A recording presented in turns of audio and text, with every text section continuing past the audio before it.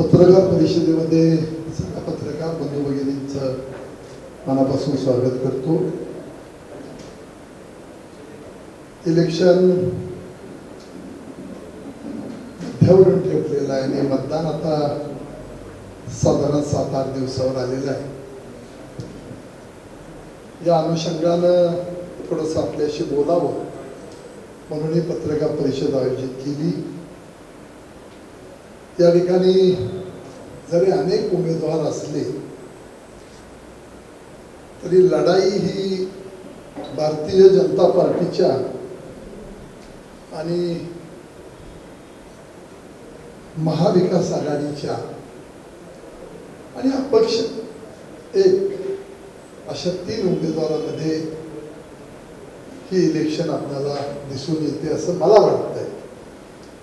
आणि या अनुषंगानं थोडंसं आपल्याशी बोलावं म्हणून या ठिकाणी आपण ही पत्रकार परिषद आयोजित केली. पहिल्यांदा विशाल पाटलांच्या टीका टिप्पण्या आरोप प्रत्यारोप या संबंधामध्ये थोडंसं आपल्याशी बोलतो. विशाल पाटलांच्या घरामध्ये 35 वर्ष खासदारकी आहे. आमदारकी जवळजवळ 10, 12, 15 वर्षाच्या घरामध्ये आमदारकी आहे. त्यांनी हा मुद्दा घेऊन ते इलेक्शन लढवतायत, लोकांच्या पुढे येत आहेत, सहानुभूती घेण्याचा प्रयत्न करतायत की आमच्यावर अन्याय झाला. 35 वर्षामध्ये लोकांनी त्यांना त्यांच्या घरात खासदारकी दिली. 35 वर्षामध्ये त्यांनी केलेल्या कामाचा एकही हिशोब त्यांनी लोकांच्या समोर मांडावा. नसेल तर मी मानतोय. दुसरा विषय असा की त्यांचे आरोप आहेत की संजय काकांनी काही काम केलं नाही. आता ज्यांना स्वतःच्या घराची अस्मिता आठवते, जिल्ह्यावर अन्याय झालेला आठवत नाही, त्यांच्यामुळं या सगळ्या इरिगेशनच्या स्कीम्स, पाण्याच्या स्कीम्स या 0% गतीनं पुढे जात होत्या. अनेक वर्ष दुष्काळाच्या खाईमध्ये तर मिरज पूर्व भाग, कवठे मंडळचा भाग, जतचा भाग, आटपाडीचा भाग, खानापूरचा भाग आणि कडेगाव तालुका अशा या 6 तालुक्यामध्ये दुष्काळाचं चित्र आपण सगळी मंडळी अनेक वर्ष पाहत होतो. आणि सगळ्यात मोठा दुष्काळ आपण पाहिला तो 3-4 तालुक्यामध्ये. जत मधली तर 50-60 हजार मजूर ऊस तोडायला 5-6 महिने ही माणसं बाहेर जातात, स्वतःचा सगळा नवरा बायको मुलांना सुद्धा घेऊन. इतक्या दयनीय अवस्थेमध्ये हे तालुके होते. त्याला जबाबदार कोण? तुम्हाला लोकांनी ती संधी दिली होती, तुम्ही निकम्मे ठरलात, याची जबाबदारी त्यांनी पहिला घेतली पाहिजे. ते जर काम केलं असतं तर त्यांना अधिकार होता की आमच्यावर अन्याय झाला. उलट या जिल्ह्याची अस्मिता त्यांनी बघायला पाहिजे, जिल्ह्याच्या प्रश्नावर त्यांनी आवाज उठवायला पाहिजे. माझ्या माहितीप्रमाणे एकही निवेदन साधं, मोर्चा, आंदोलन एकही त्यांच्या हातनं 10 वर्षामध्ये झालेलं नाही. 2014 साली प्रतीक पाटलांचा पराभव झाला आणि त्यांनी काय घरात राजकारण करून त्यांना राजकीय संन्यास घ्यायला लावला. कसा घेतला, काय घेतला, एवढ्या खोलात आज या पत्रकार परिषदेमध्ये जाता कामा नाही. पण त्यांना राजकीय संन्यासाची भाषा घ्यायला लागली, त्यांना घोषणा करावी लागली. 10 वर्ष ते काम करतायत, विरोधी नेता होता येत नाही, विरोध करताना सुद्धा लोकांचे प्रश्न मांडता येत नाहीत, की जी सोपी गोष्ट असते. जे झालं नाही ते करा म्हणून सांगणं ते सुद्धा यांना जमलं नाही. त्यांनी खासदारकीची स्वप्न पाहायला लागले. तो एक हास्यास्पद प्रकार माझ्या दृष्टीने वाटतो. कुठंतरी सोशल मीडियाला मोठे पैसे खर्च करून पुण्या मुंबईतनं काही टीमा आणले, 60-70 लोक बसवले आणि सोशल मीडियाच्या माध्यमातून काही प्रकार सुरू झाले, याचा अर्थ ते सगळं मतदानात रूपांतर होतं असं नाही. अपक्ष उभा राहणाऱ्यांना विधानसभेपर्यंत ठीक असतं, लोकसभेला फार अवघड काम आहे. आपला 18-18.5 लाख मतदारांचा हा लोकसभा मतदारसंघ आहे. त्यामुळं ते जे काही भ्रमात आहे की आपल्याला काही टप्प्यात आलेलं आहे असं त्यांना वाटतं, हे काहीही खरं नाही. लोक उद्याच्या 7 तारखेला ते सगळं बंद करतील आणि 4 तारखेच्या निकालामध्ये आपल्याला स्पष्टपणानं दिसेल की तुमच्या सगळ्यांच्या सहकार्याने, जिल्ह्यातल्या जनता जनार्दनाच्या आशीर्वादानं आपल्याला 2.5 लाखाहून जास्त मताधिक्य मिळेल, हा विश्वास या निमित्ताने मी व्यक्त करतो. तिसरा विषय संस्थांच्या बाबतीमध्ये माझ्याकडे काही यादी आहे.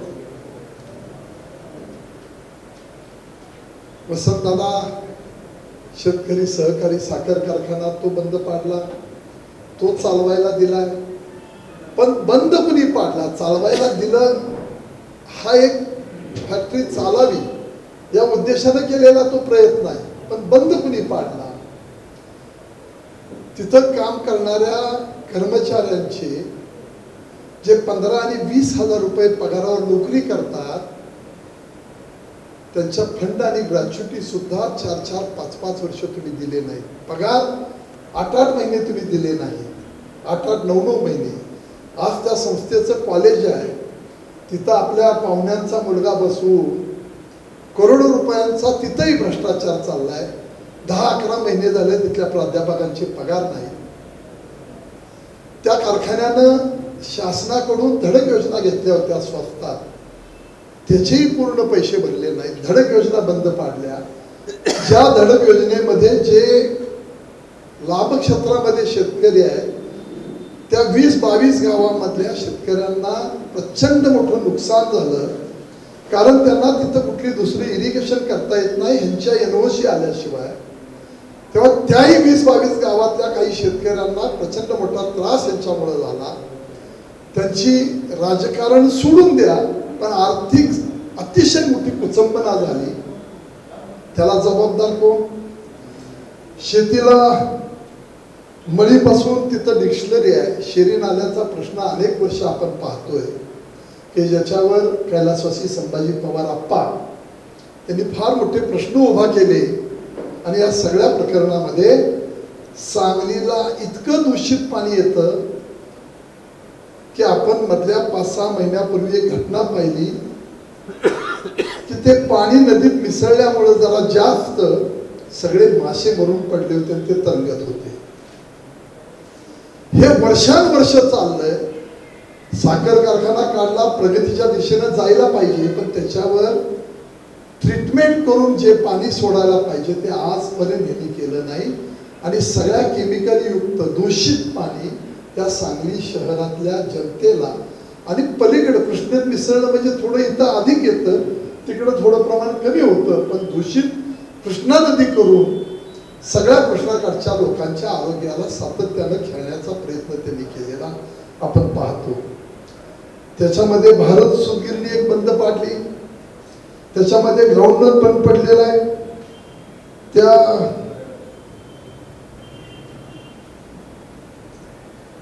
यामध्ये कॉलेजचा उल्लेख सांगितला, प्रकाश अग्रवाल, वसंतदादा मका प्रकल्प आहे, साबुदाणा प्रकल्प एक त्यांनी काढला होता, त्याच्यात अडचणी आणल्या.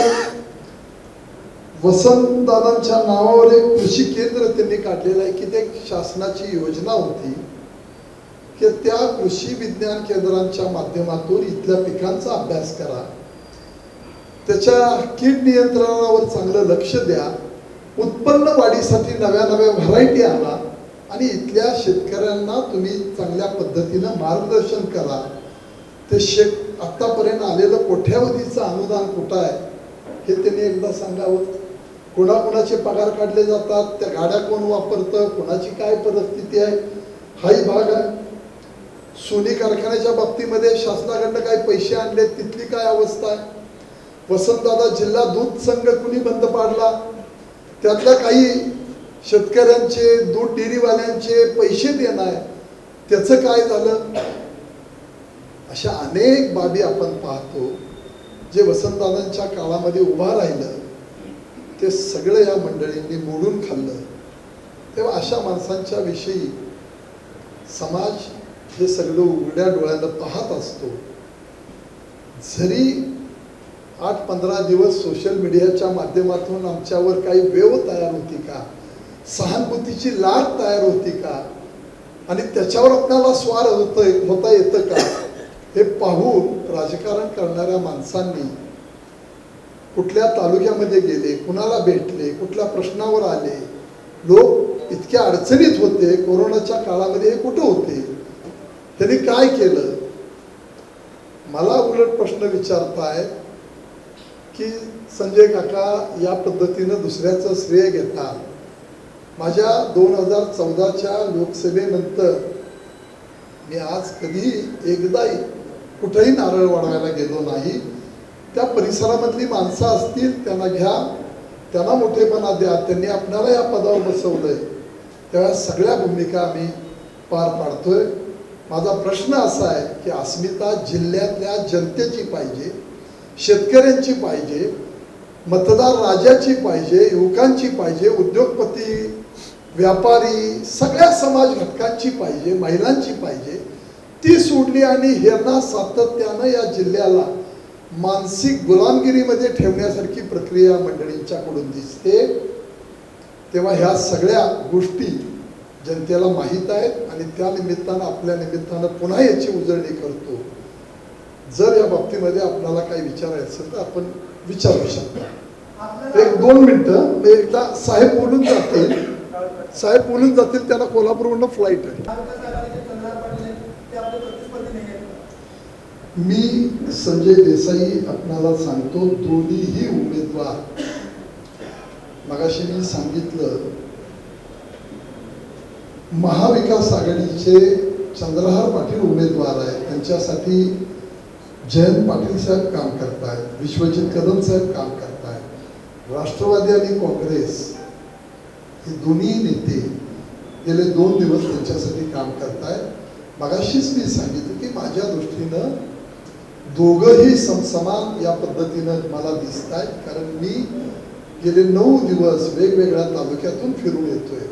तर महाविकास आघाडीच्या माध्यमातून जी आपली ही लढाई आहे ती निश्चितपणानं दोन्ही पैलवान आणि विशाल पाटील हे दोन्ही त्या ठिकाणी मला सारख्या प्रमाणामध्ये दिसतात. निवडणूक म्हटल्यानंतर विरोधकाला कमी समजायचं नसतं. मात्र संजय काका असतील किंवा चंद्रहार पाटील असतील एकमेकांच्यावर टीका करत नाही, फक्त विशाल पाटलांच्यावर टीका करतात, अशी चर्चा आहे. तर चंद्रहार पाटील सुद्धा तुमचे स्पर्धक आहे, तुम्ही त्याच्याविषयी काय सांगा? चंद्रहार पाटील तुम्ही चंद्रहार पाटलांवर टीका करत नाही अशी चर्चा आहे सगळी. गेली आता 25 मिनिटं प्रेस कॉन्फरन्स केलं, त्यामुळे सगळे तुमच्या दोघांची एकमेकांवर चर्चा करत आहे. विशाल पाटलांच्यावर टीका काय करतोय जरा समजून घ्या. जे काय आरोप करणारी माणसं आहेत त्यांना उत्तर देतोय मी टीका करत नाही. टीकेला 50 गोष्टी आहेत माझ्याकडे अजून. कसा भ्रष्टाचार झालाय आणि कुणी काय केलंय, तसं जर असतं तर पूर्वीच अर्ज दिले असते. त्यामुळे अजून काही संयमाचं भान आहे आम्हाला, पण कुणाचा तरी बॅलेन्स सुटलाय, कोणतर वैफल्यग्रस्त झालंय, त्याला मी उत्तर देतोय, मी टीका करत नाही. चंद्रहार पाटलांच्या उमेदवारी बाबतीमध्ये ते पैलवान म्हणून चांगले आहेत, पण मला वाटत नाही की त्यांचं या राजकारणामध्ये काही योगदान काम, पण या नेत्यांच्या मदतीनं तेही चांगल्या मतापर्यंत घोडदौड सुरू आहे असं माझं मत आहे.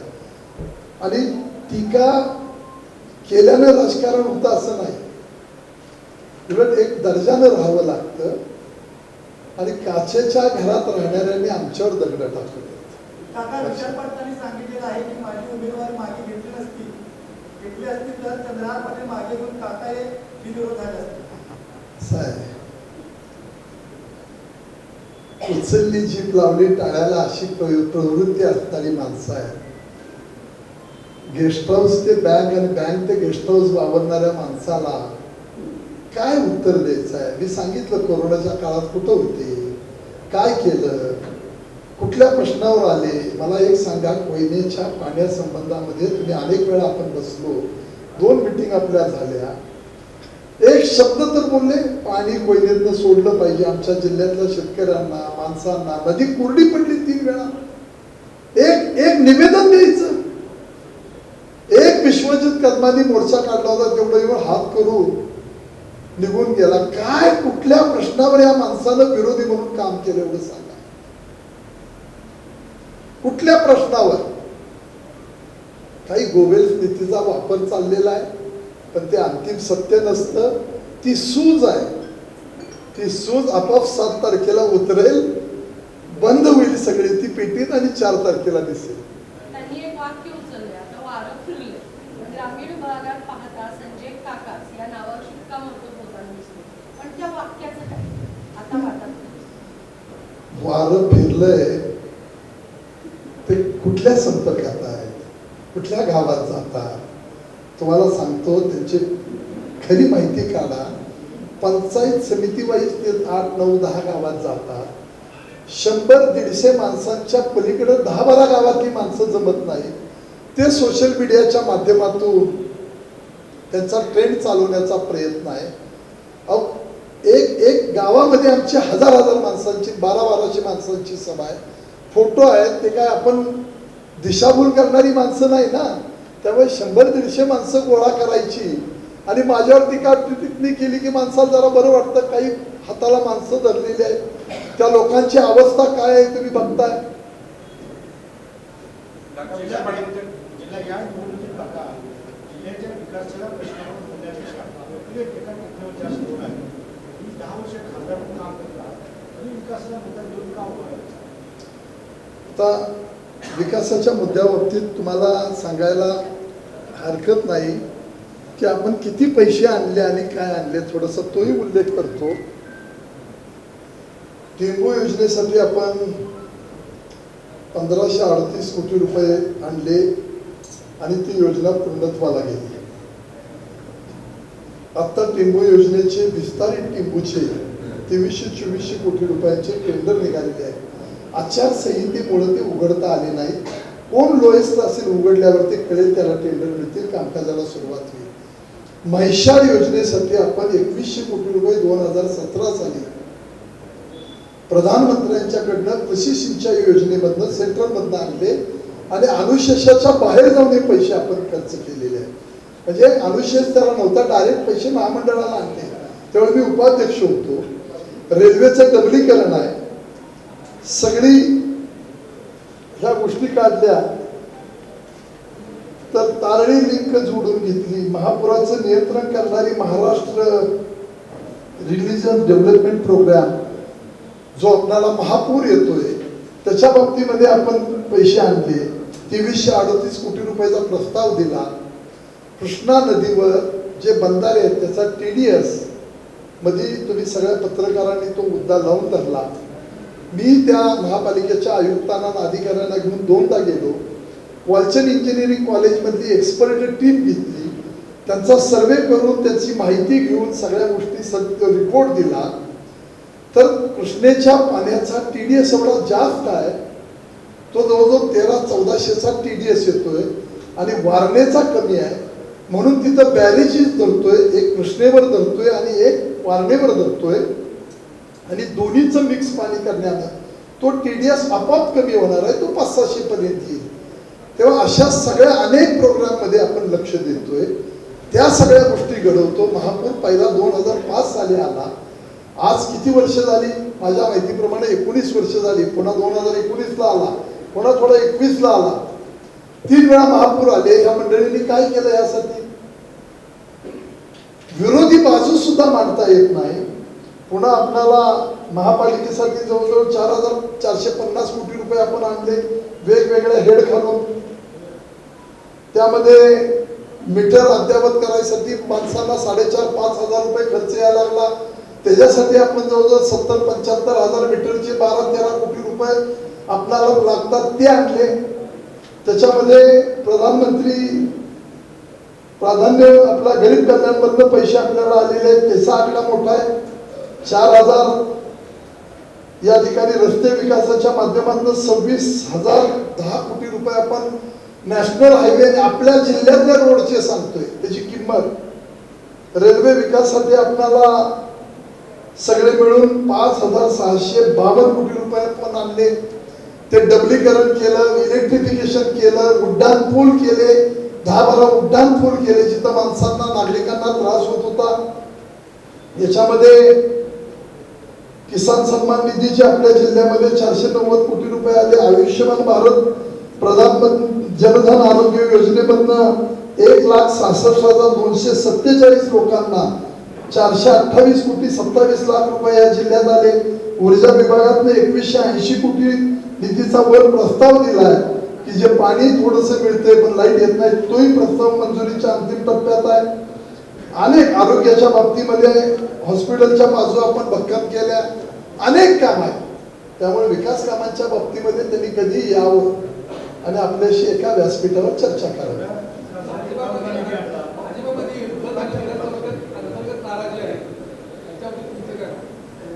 कुठलीही नाराजी नाही. 2-4 नगरसेवक 3-4 नगरसेवक गेले ज्यांनी राजकारणाचा धंदा केलाय, त्या लोकांच्या बाबतीमध्ये मी काही बोलू इच्छित नाही. पण नाराजी कुठलीही नाही. जर मधला काही नाराजीचा संबंध नाही. माणसं कोण कोणाबरोबर आहे हे तुम्हाला रिझल्टनं दिसतंय. त्यामुळे कसली नाराजी नाही काही नाही. काका तुम्ही नेहमी सांगायचं की विशाल पाटील रिंगणात येते. आता रिंगणात आल्यावर तुम्हाला जड जात आहेत का? नाही, जडबीड जात असते तर मी बोलवलं नसतं ना. मी होऊन 2-2दा त्यांना हे सांगितलेलं आहे. आता ते कुस्ती करताना कळतं माणसाला काय आहे ते, जड कोण जातंय ते. त्यामुळे त्यांना ते 7 तारखेला कळेल. तुम्ही नेहमी स्पष्टपणे भूमिका मांडता कुठल्याही विषयाची. मगाशी सुद्धा चंद्रकांत पाटलांच्या बद्दल सांगितलं की मतदान जास्त घेताना दिसतंय. तर विश्विक धर्माच्याबद्दल तुम्हाला काय वाटते? ते चंद्रकांतचं काम करतील तर विचार पाटलांनी? नाही, महाविकास आघाडीची माणसं त्यांचं निश्चितपणानं काम करते. आमच्या तालुक्यामध्ये आरारामांच्या वहिनी त्या ठिकाणी आहेत बरोबर. शरद लाड म्हणजे अरुणांना आहेत. जयंत पाटील सर करायला लागलेले आहेत. विश्वजित कदम काँग्रेसचे नेते आहेत, ते करतायत. 100% तुम्हाला रिझल्ट दिसून येतील. बूथ वाईज मतदान कळतं. त्यांना त्या महाविकास आघाडीचा उमेदवार हा चांगलाच चाललेला दिसेल.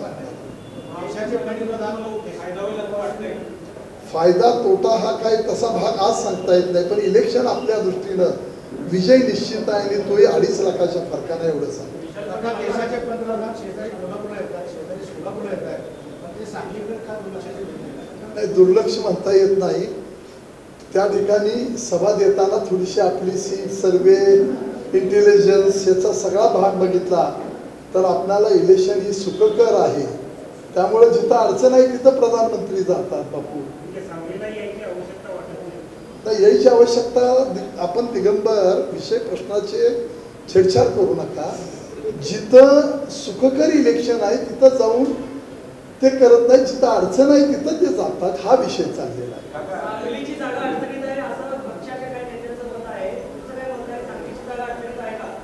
कुठल्याही पक्षाच्या नेत्यांचं मत नाही. सभा प्रत्येक जण बाहेर पडलेला असतात. त्यामुळे त्या सभा आपण घेतले. योगीजींचे माझे पर्सनली काही वर्षापासूनचे संबंध आहेत.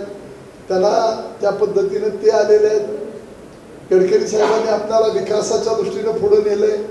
सगळे रोड्स आणि इन्फ्रास्ट्रक्चरच्या बाबतीमध्ये मदती केलेल्या आहेत. आणि अमितभाई शहा साहेबांना काही गोष्टी निश्चितपणानं आपल्या जिल्ह्यावर आमच्यावर थोडंसं प्रेम आहे. त्या उद्देशाने त्यांनी त्या सभा आपल्याला दिलेल्या आहेत. आपल्या इथंही येतात, आपल्या इथंही ते येत आहेत. अमितभाईंच्या सभेमध्ये मुख्यमंत्री महोदय आहेत. आहे सगळे फिरतोय आम्ही. दीपकराव काही बेवनाव नाही, काही नाही, सगळं व्यवस्थित आहे. अल्बेला ऑल काय म्हणतात ते 3 इडियट्स मध्ये ऑल इज वेल.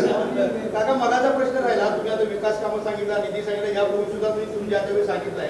आता 2014 पासून बघितलं तुमचं स्वर्गीय 2019 तुम्ही विकास सोडून तर वैयक्तिक प्रतिष्ठा, राजकीय टीका टिप्पणी प्रचारात जी दिसते, लोकांना अगोदर वातावरण उन्हाळा तापले पडताना वातावरण तापलेलं दिसते प्रचारात. म्हणून मगाशी मी रवी म्हणालो की या जिल्ह्याला काही परंपरा आहे, ती आचारसंहिता पाळण्याचा प्रयत्न आपण करतोय. कुणाला तरी खालच्या पातळीवर जाऊन बोललं म्हणजे राजकारणामध्ये यश मिळतं असं नाही. लोक ते कर्मणूक म्हणून पाहतात. आणि या सगळ्या भूमिका आरारावांचा आमचा संघर्ष होता, पण एवढ्या खालच्या लेवलला कधी आला नव्हता. कमरेच्या खाली वार झाले नव्हते, संघर्ष होता. पण अलीकडे ह्या नवीन इलेक्शनच्या स्ट्रॅटेजी आखणाऱ्या, स्वतःला विद्वान समजणाऱ्या उमेदवाराला वाटतंय. म्हणून मगाशी मी म्हटलं की मी आरोप करत नाही, प्रश्नांना उत्तरं देतोय. आरोप केले आणि काही तक्रारी केल्या तर आपली वाटचाल कुठं असेल त्याचा विचार त्यांनी करावा. काका सातत्याने विशाल पाटलांच्या सांगलीच्या अस्मिता ह्या मुद्द्याच्या भोवती सगळी प्रचार आहे, काय ती अस्मिता नाही, घराण्याची अस्मिता म्हणताय, सांगलीची अस्मिता म्हणत नाही. ते आमच्यावर अन्याय झालाय. हे बघा, इथं आकडे काढलेले आहेत आपण, किती वेळा या सगळ्या बाबी त्यांच्या घरामध्ये हे होत्या. त्यांच्या घरामध्ये 12 वेळा खासदारकी होती. 12 वेळा खासदारकी होती. मी आणलेले 10 वर्षातले पैसे, पैसे म्हणजे विकास कामाचे, आणि 12 वेळा त्यांनी खासदार होऊन आणलेले पैसे माझ्या 5% सुद्धा पैसे होत नाही. त्याला विचारा, 5% सुद्धा माझ्या पैसे होत नाही. त्यामुळं अस्मिता ते घराण्याचे दाखवतात. म्हणून मी एक शब्द वापरला, मानसिक गुलामगिरीमध्ये ठेवण्याचा. त्यांना काही भ्रम झालाय का की या जिल्ह्यातली जनता जन्माला येताना वसंतदादांच्या वारसासाठी जन्म झालाय असं काय वाटत असेल तर मला माहित नाही. परवा जयंत साहेबांनी सांगितले की विशाल पाटील त्याच्यामुळं ती पेटली किंवा त्यांना बोलायला लागले. तुम्हाला काय वाटतं, असं काय झालं असावं? आता बरोबर कोण कोण आहेत मला तर दोघंच दिसत आहेत.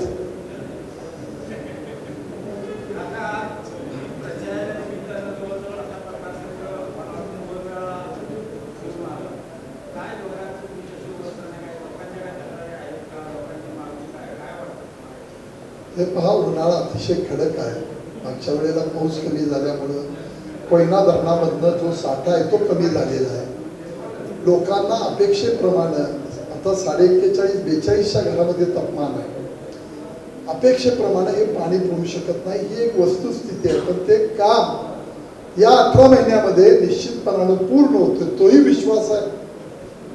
तेव्हा काम करणारा माणूस म्हणून निश्चितपणानं माझ्याकडे पाहतात. पाणी आणि विजेचा प्रश्न आहे, लोड शेडिंग, त्या 2 बाबी लोकांच्या दृष्टीनं आम्ही जे प्रस्ताव दिलेले आहेत ते पुढच्या 1 वर्षाच्या कालखंडामध्ये आम्ही सगळे सोडू. मला दोन्ही वाटतात. म्हणून तुम्हाला मगाशी मी म्हटलं की महाविकास आघाडीचे उमेदवार पहिलवान चंद्रहार पाटील आणि अपक्ष उमेदवार विशाल पाटील असे मला दोन्ही वाटतात. शेवटचे राहिलेले 5-7 दिवस ह्या नेते मंडळींनी त्यांचं काम चालू केलंय. मला असं वाटतंय की विशालपेक्षा अपक्ष उमेदवाराची शेवटपर्यंत यंत्रणा पोचत नसते. त्यामुळं 2 नंबरला हे पहिलवान चंद्रहार पाटील राहतील असं माझं मत आहे. काँग्रेसचा प्रचार करणं किंवा तुमच्या विरोधात प्रचार केला वगैरेवर आरपीआयच्या प्रतिक्रियेवर कारवाई केली आहे निलंबनाची, मात्र विशाल पाटलांच्यावर अद्याप कारवाई केली नाही. काँग्रेसची काही मूकसंमती आहे काय म्हणून नाही, ते मला आयडिया नाही, पण आपण कसं सांगणार. साताऱ्यामध्ये नरेंद्र मोदींच्या सभेमध्ये नरेंद्र मोदींनी सोशल मीडियावर नाराजी व्यक्त केली आहे. मगाशी पण तुम्ही विशाल पाटलांच्या संदर्भात नाराजी व्यक्त केली आहे. नाराजी व्यक्त केलेली नाही. तुम्ही सोशल मीडियावर विजयी झालेले आहेत भाजप. संजय नाराजी व्यक्त केली नाही. त्यांना वाटतंय की त्याच्या माध्यमातून आपणाला हे इलेक्शन लोकांच्या पर्यंत पोहोचून 100% यश येतं, असं घडत नाही. नाराजी व्यक्त केली नाही. तो त्यांनी त्यांच्या पद्धतीने इलेक्शन जिंकण्याचा एक त्यांचा प्रयोग आहे. मी नाराजी व्यक्त केली नाही. आपलं मताधिक्य किती असेल? आपलं मत 2.5 लाख. 1 तारखेला सायंकाळी 5 वाजता 4 वाजता योगी आदित्यनाथांची सभा आहे चिंतामण कॉलेजच्या ग्राउंडवर. जरा सगळ्या लोकांच्या पर्यंत ते पोहोचावं ही एक विनंती. 3 तारखेला विटा शहरामध्ये महात्मा गांधी हायस्कूलवर अमितभाई शहांची सभा आहे. त्याही बाबतीमध्ये आपण 2 मिनिटं अमितभाईंची सभा आहे आणि गडकरी साहेबांची 4 तारखेला सभा आहे. जरा सगळ्याच्या व्यवस्थित बातम्या द्या. त्यासाठी पत्रकार परिषद आयोजित केली, तीही तुम्ही व्यवस्थित द्या.